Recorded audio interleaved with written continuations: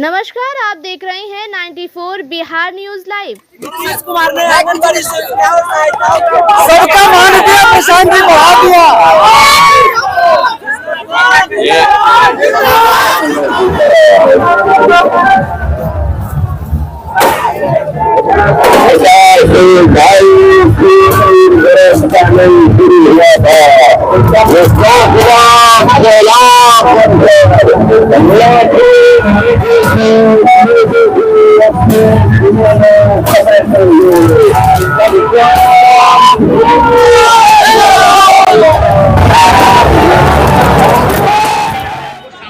भोजपुरी बुझाला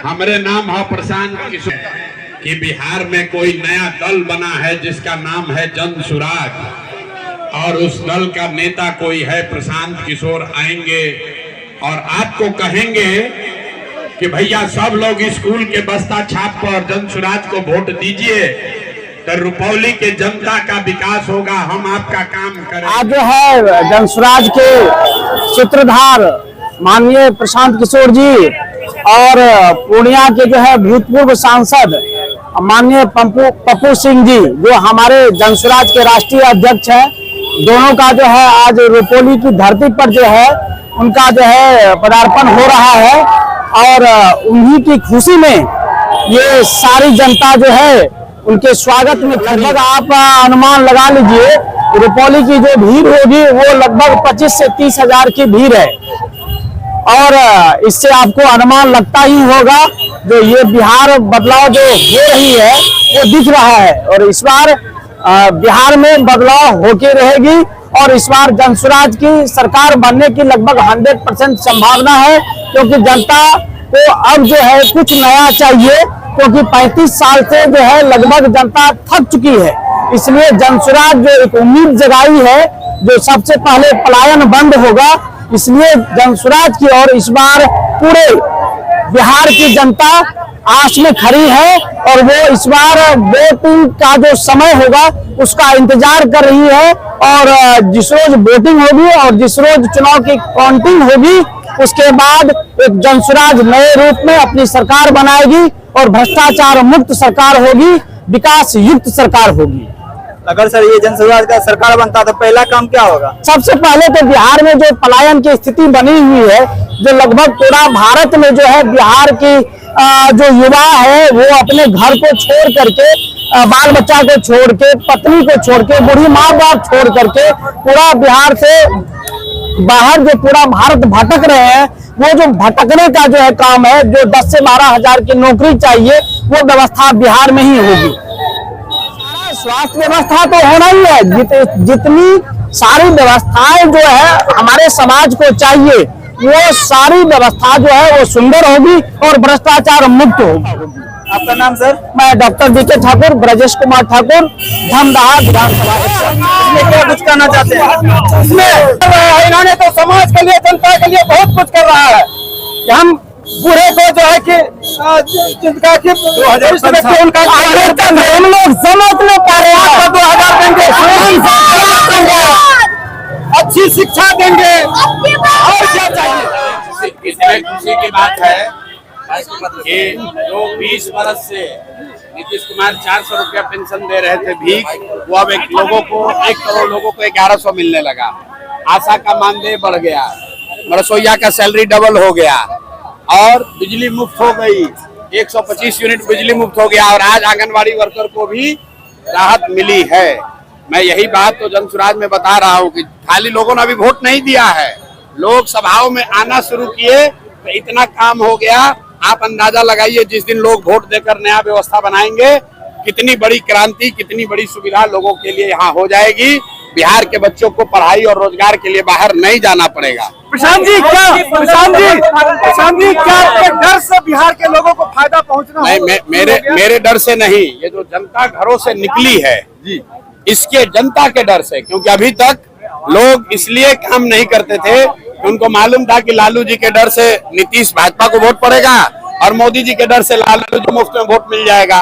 इस बार उनको दिख रहा है कि जनता ने तीसरा विकल्प बना लिया, जनसुराज का विकल्प। तो ये जनता का डर है, लोग जान रहे हैं कि अगर हम लोग काम नहीं करेंगे तो जनता जनसुराज के साथ जाएगी जनता ने ऐसे भी जन स्वराज के साथ जाने का मन बना लिया है। अब जाते जाते जितना जनता को इनको देना है दे ले, क्योंकि ये जनता का हक का पैसा है जो लूट कर ये तिजोरी में भरे हुए हैं। अब जनता के लोगों को मिल रहा है, जनता को मिल रहा है, इसकी खुशी है।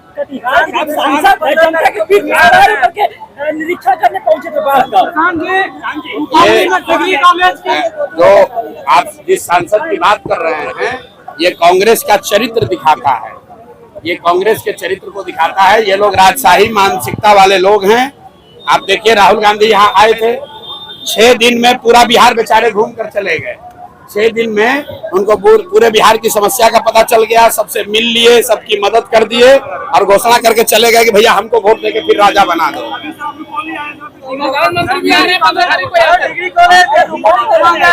मेरे भाई आप कह रहे हैं डिग्री कॉलेज होना चाहिए बिहार में, यहाँ रुपौली में एक भी जब स्कूल नहीं है, प्राथमिक विद्यालय नहीं चल रहा है, आप डिग्री कॉलेज का बात कर रहे हैं। हमने अभी भाषण में क्या कहा, जब लोग यहाँ प्राथमिक विद्यालय के लिए, डिग्री कॉलेज के लिए वोट देंगे तो विद्यालय और कॉलेज भी बनेगा। लेकिन अगर आप वोट 5 किलो अनाज के लिए दीजिएगा, जाति के लिए दीजिएगा, तो डिग्री कॉलेज नहीं बनेगा।